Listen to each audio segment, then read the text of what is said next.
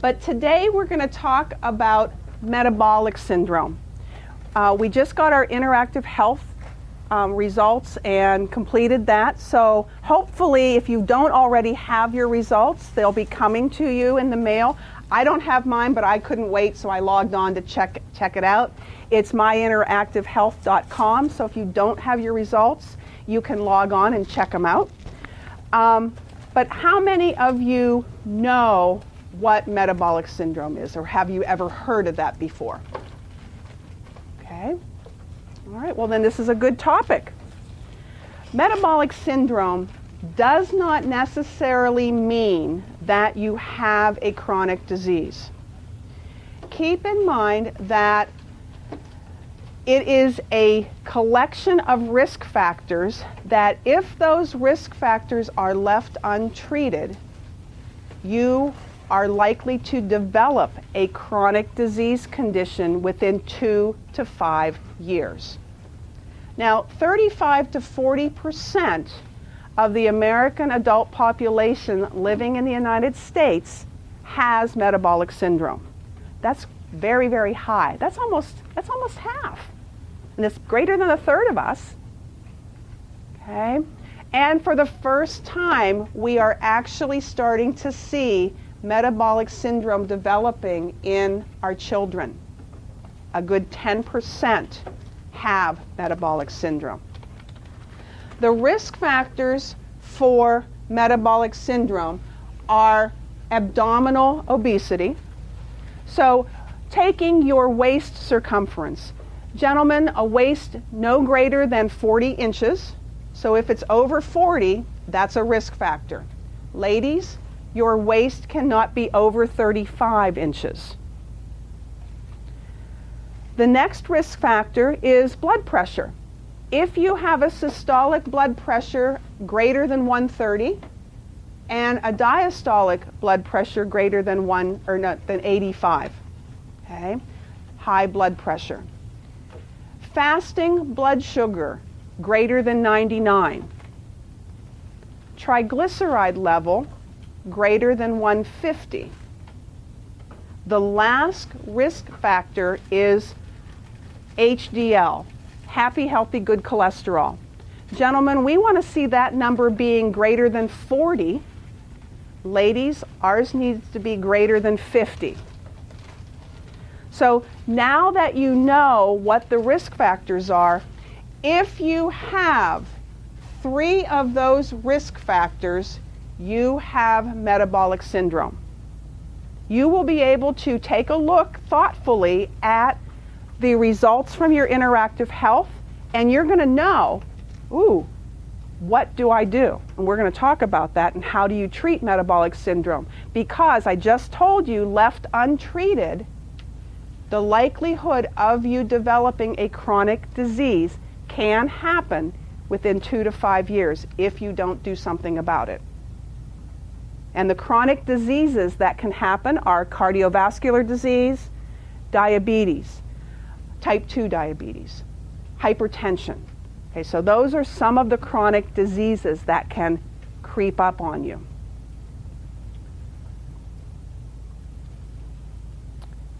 So, 4 things that you can do to change or have an impact on metabolic syndrome. Exercise, physical activity, getting more physically active, trying to strive for 30 minutes every day or an hour 3 times a week. To be considered highly active, you need to be exercising at least 150 minutes a week. I don't suggest that if it's been a time since you've exercised that you start out with that. Exercising 10 or 15 minutes, breaking it up, finding that increment of time where you can go out and exercise 10 minutes, 15 minutes, take a walk. If you get a half an hour for lunch, can you take a walk for 15 minutes? Walking is a great way to sneak in that physical activity. And I always tell folks, do not exercise to the point where you get sore. You don't want to hurt yourself. You don't want to get sore. If you get sore, are you going to do it over and over again? No. So it's supposed to make you feel better when you exercise. The other thing to work on is if you need to lose weight, work on weight management and weight loss. Losing 5 to 10%, 5 to 10 pounds can have a huge impact on blood pressure, blood sugar, cardiovascular health. That can certainly have a huge impact.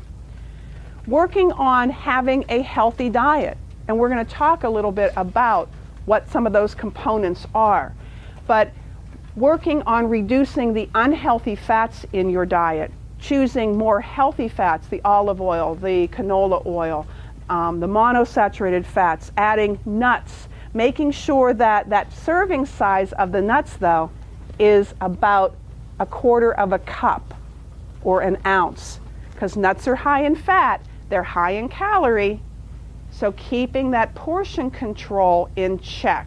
But there are good healthy nuts that you can be eating that are good for your heart.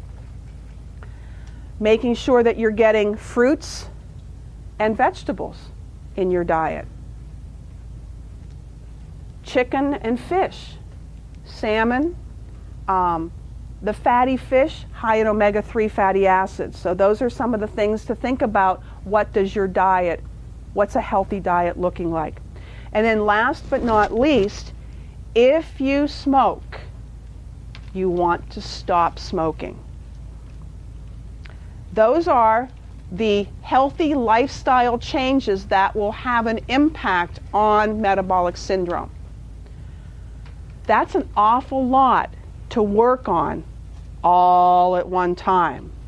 So we have tips and tools for you as we go along to teach you and how to pick. Because I don't suggest that you work on all of those changes all at once. It's too overwhelming, it's too much. What I suggest is that you figure out what area do you have the most opportunity for and start working on one thing at a time. Because you're a work in progress. You want to be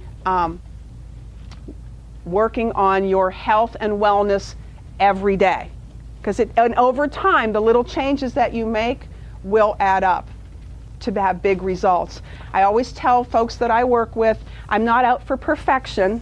I just want to see some improvement. That's the biggest thing. It's those small changes, little bit over time, that have the biggest impact. One of the papers that I have up here, and you can feel free to take the handouts when we get done, but this talks about salt or sodium. And one of the things, blood pressure is affected by how much salt or sodium is in our diet. So the typical American diet can have as much as 8 to 10 grams of sodium a day. A low salt diet is 2 grams of sodium per day. This paper will tell you where salt is hidden. A lot of people will tell me, well, you know what, I don't use a salt shaker. Okay, well that's great, because that's part of it. Putting that salt shaker down, not adding any salt when you cook the meals, using other herbs and spices to cook. But it can be hidden in the food that we're eating. A lot of folks for lunch may bring a can of soup. When you look at a label, what's the most important piece of that label? What's the first thing that you look at? Who can tell me? Come on. Serving size. Serving size and servings per container. Very good. At least I have one in every crowd that can tell me what they're looking at, okay? So I have vegetable soup, okay? Good choice, right?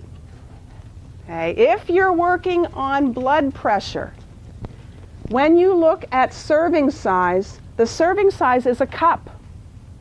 There's 2 servings in here. When you scroll down and look at the sodium in here is 660 milligrams. Okay. If you eat the whole can, that 660 is now 1320. And I told you that a low salt diet is only 2,000 milligrams.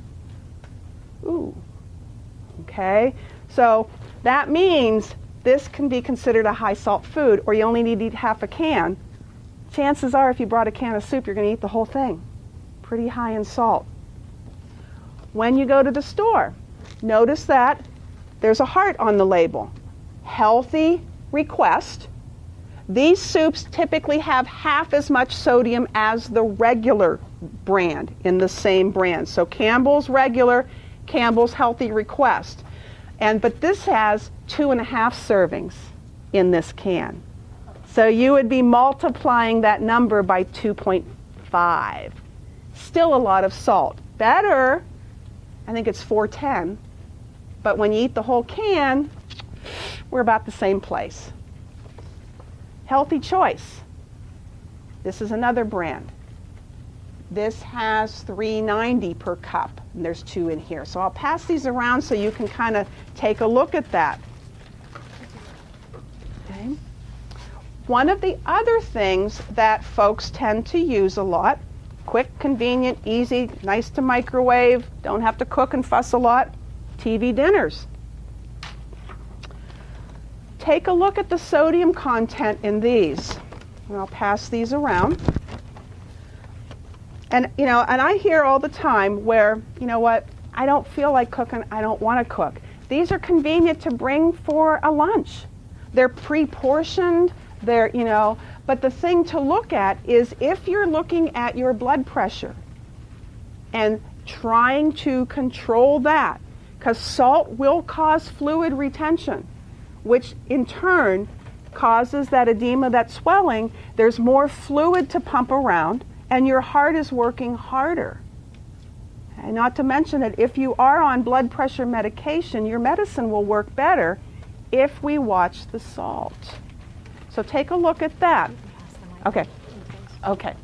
These are healthier options, believe it or not, because when I work with folks that don't want to cook anymore, if you take 2,000 milligrams of sodium and divide it by 3, because we should be eating 3 meals a day, that leaves you about 600 milligrams of sodium per meal. So that's the number that I try to teach people to think about sodium per meal instead of per day, so that you're not having to tediously track and count and this and that. Everybody can remember 600 and look at a label and go, oh, that's too high, I shouldn't eat that. But Smart Ones, Lean Cuisine, Healthy Choice actually have meals that you can find that have less than 600 milligrams of sodium. And I'm okay with that. Okay, it's much better than some of the other brands that are out there. Okay. Questions about salt? What I suggest if you truly are wanting to work on salt or sodium in your diet, take a look at what's in your pantry cupboard, in your refrigerator, in your freezer. Start looking at those labels. Knowing what you know now can truly have an impact on your blood pressure. And if you find foods that are high in sodium that probably aren't a good choice, share them with someone in your family that is not salt sensitive, or make a donation to the food pantry. Okay? You can take a trip to the grocery store, and if you truly, sometimes, believe it or not, I am a dietitian. I do like to go to the grocery store just to look at what's on the shelves and look at the products that are available. It helps me help the patients a whole lot better, knowing what brands are in the stores, what they can truly get, so that they can eat the foods that they like and find lower sodium options. But there are also grocery store tours available that I do for the community. They're available at Giant Eagle. They're offered at various times. And the only thing that you would have to do if you are truly interested in going to one of these is call Mind and Body and sign up. Okay? There is a flyer over here on the table that talks about that. But I do a lot of different topics. The topic for the general public is healthy eating and label reading. But I can do ones on budget, weight management, renal disease, diabetes management, hypertension, and heart disease. So those can be set up with me personally one-on-one. Okay. Questions about salt, sodium, blood pressure, anything that we've talked about so far? Maybe That's where I'm headed. Right next. Yep, next. I have a paper on how to manipulate or improve lipid levels. So this will not only go over HDL, but also LDL. But HDL is actually affected by the omega-3s, but the monosaturated fats in your diet. So that's going to be olive oil, canola oil. Those are things that you want to look at. Looking at how much total fat is in your diet can have an impact on the LDL, that lousy bad cholesterol. A low-fat diet is between maybe 30 and no more than 50 grams of fat per day. So if we're looking at per meal 10 to 12 grams of fat, usually what I suggest is if you are getting your dairy products, try to switch to non-fat dairy products. That's going to save a ton of fat. We do need dairy products in our diet. We need that calcium for good, strong, healthy bones.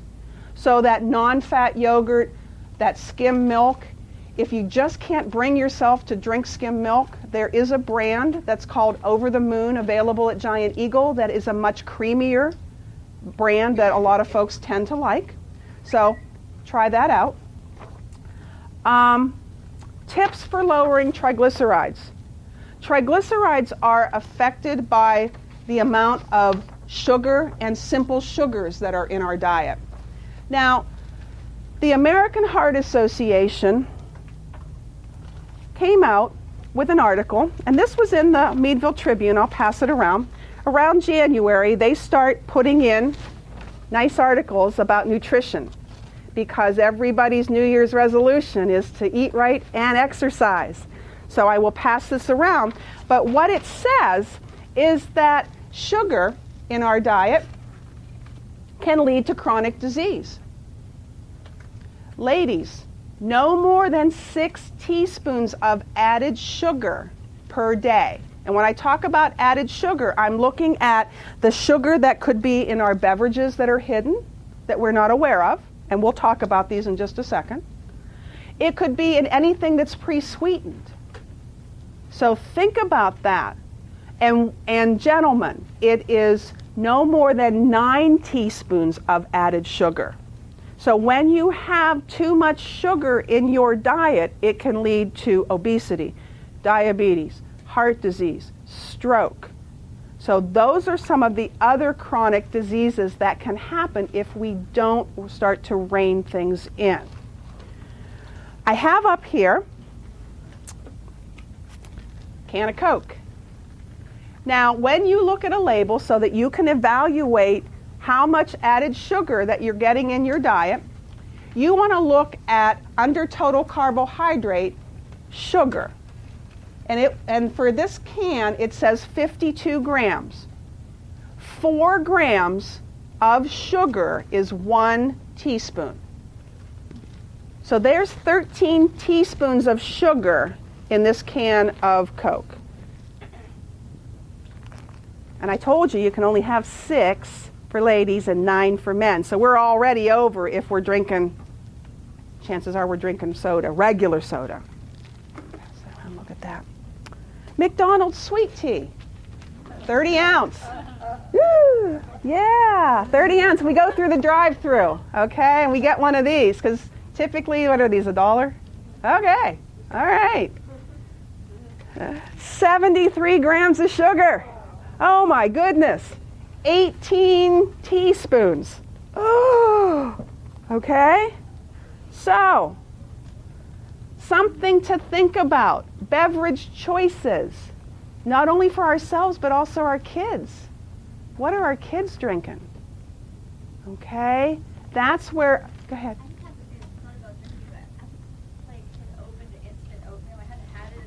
Mm-hmm. Mm-hmm. For my 1-year-old, it's like half sugar. Exactly. Yeah, right. And it doesn't really save you that much more time because we talk about that in the cooking classes that I do, the difference between steel cut and the oats and all the different, maybe you're saving a minute. I mean, it doesn't take that long to make oatmeal, okay? So thinking about the food that we choose, has a huge impact on our overall total health. A lot of people will have heard me say, you are what you eat. Okay? So 16 teaspoons are how many grams per day? 4 grams is 1 teaspoon. 4 grams is 1 teaspoon. So you can look at any beverage, be it a specialty coffee from Tim Hortons, McDonald's, wherever, get that nutritional, and you can take a look at where are some of those calories and that sugar sneaking in. Okay. Now, the last 2 tools that I have talk about how to evaluate your diet. How to evaluate, this sheet is called Good Food for the Good Life. It actually asks about exercise and everything, and it's very simple. It helps you decide and how you're doing. It rates yourself. It's looking at whether you do something always, often, seldom, or never. You fill out the questions, rate yourself. I suggest that once you see where your opportunities are for making some lifestyle changes and some improvement, that you pick one item to start with. Pick the easiest thing on the list. So that way you are successful. Because the more likely you are successful, the more likely you are to continue to work on your health. And working on your health is day in and day out. My husband says it's almost like having a full-time job. Okay? So it doesn't have to be like that. It can be fun. But you have to make up your mind, what do you want to start with? And can you imagine, my poor husband lives with a dietitian 24/7. Okay? The last sheet I have is Map Your Diet. Okay? This will break down each of the food groups for you into 3 sections so that you can truly evaluate your eating habits that you currently have and where is there room for improvement. So that is something, these are tools to help you get started so that you can have an impact on your health and wellness. And it's not something that you're going to do overnight.